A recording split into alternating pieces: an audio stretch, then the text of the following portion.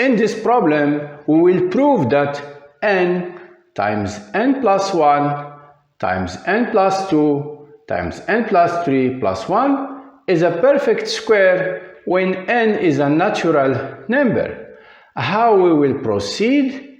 First of all, we will rearrange those terms in this product. We will put here n and we will bring n plus 3 times n plus 1 times n plus 2 plus 1.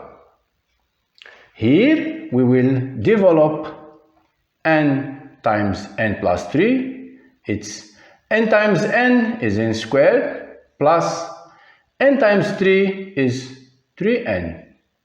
And also we will develop here n times n is n squared plus n times 2 is 2n plus 1 times n, which is n, plus 1 times 2, which is 2, plus 1.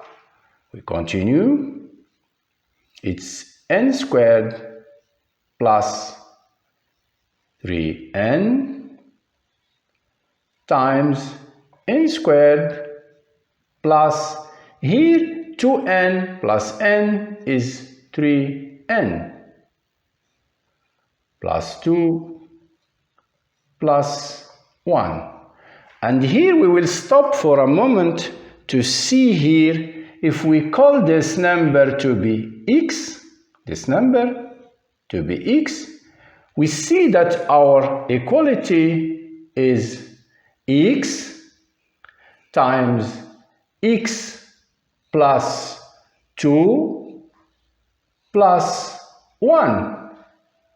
If we develop here, x times x, it's x squared plus x times 2, 2x plus 1.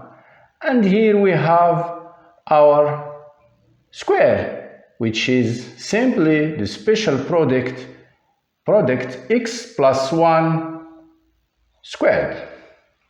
So what we will do here is just this idea, we'll repeat it here. So we develop n squared plus 3n here.